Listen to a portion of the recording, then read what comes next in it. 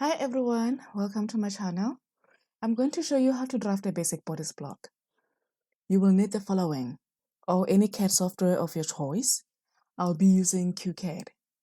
Let's start with the measurements.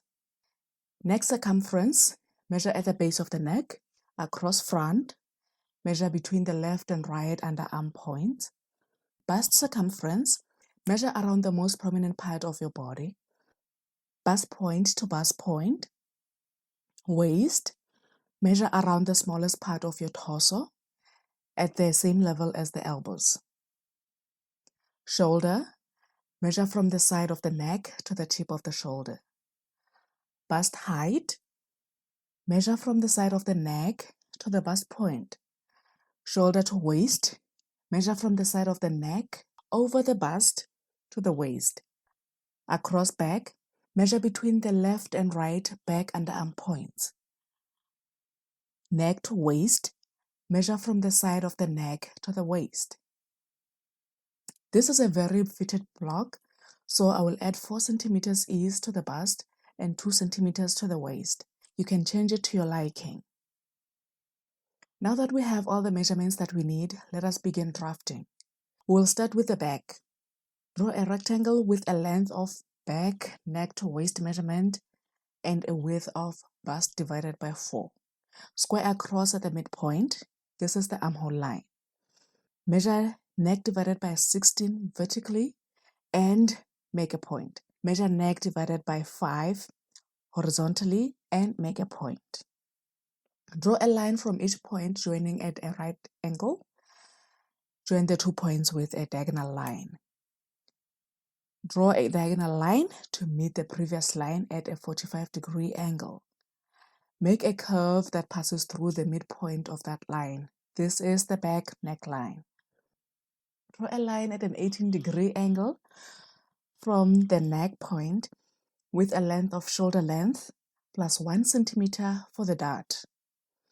The dart value can be increased for more rounded shoulders.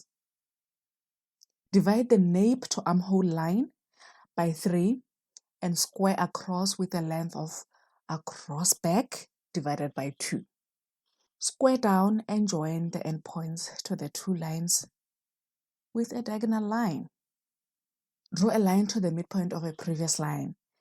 Mark the point on this line. Draw a curve that touches the points as shown. This is the back armhole. Measure waist divided by 4 and mark a point. This is the waistline. The remaining length will become darts. Think of darts as pinching out excess fabric to shape the fabric to the body. Divide the remaining length in 2 and draw a line from the midpoint to the underarm line. This is the side seam. Half of the excess fabric will be pinched out at the side seam and the other half at the dart. To make this dart, divide the across back by 4 and mark this measurement from the center back. Square up to the underarm line. Use this line as a midpoint for the half excess measurement and mark a point on each side. Draw lines joining the points to the perpendicular line as shown. These are dart legs. And there we have a dart.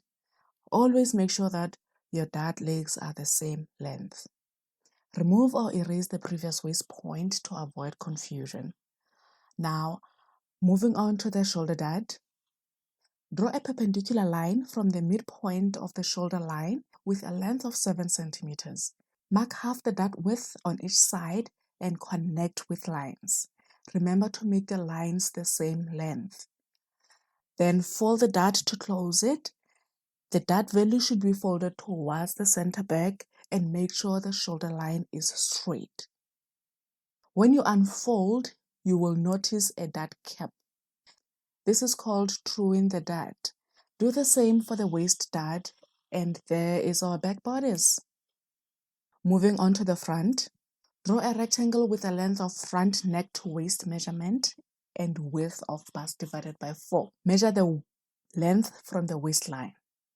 Draw the armhole line and across front line at the same level as the ones on the back bodice. For the front neckline, divide the neck measurement by 5 and mark a point horizontally and vertically, and connect them with lines. Mark the midpoint and join the points with a curve. Draw the shoulder line just like we did for the back with a slope of 22 degrees. Measure the bust height from the center front corner and mark a point. Measure half of the bust point to bust point measurement from that point.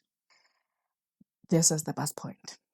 Draw a line from the bust point to the midpoint of the shoulder. From the shoulder midpoint, mark a measurement of bust divided by 16. This is the shoulder dart width. Draw a line that is the same length as the previous one. Draw a line that is half the shoulder measurement at a 76-degree angle, like that. Measure half of the across front measurement from the center front and mark a point. Measure the distance between the dart legs and add it to half of the across front measurement. We don't do the same on the underarm line because we are going to shorten the darts in the end. You will see what I'm talking about when we get to that part. Just like on the back bodice, square down from the across front point and draw a diagonal line. Draw another line to the midpoint of the previous one and mark its point. Connect the points with a curve. This is our front armhole. For the waist dart and side seam, repeat the same process as the back bodice. If there is a very significant difference between the bust and waist measurements, make multiple darts to avoid distorting the fabric when the pattern is sewn up. Through the darts, just like we did on the back bodice, we need to move the darts away from the bust point to avoid pointiness at the apex when the bodice is sewn up.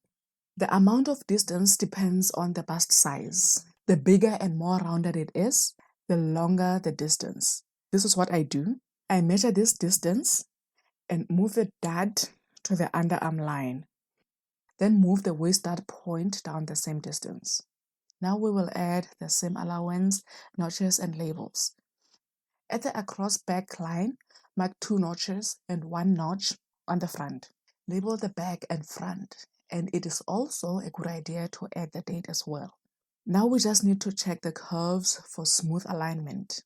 Check the front and back armhole at the shoulder seam. Then do the same for the front and back armhole at the underarm line. Add seam allowance. I have added 1 centimeter all around except the center back and center front. The center back has a 2 centimeter zip allowance and the center front has no seam allowance because it will be cut on fold. Add the green line as well. And we are done. Not as intimidating as it looks, huh? Next up is the sleeve. Thank you for watching. Please like, subscribe, and share. Until next time, bye.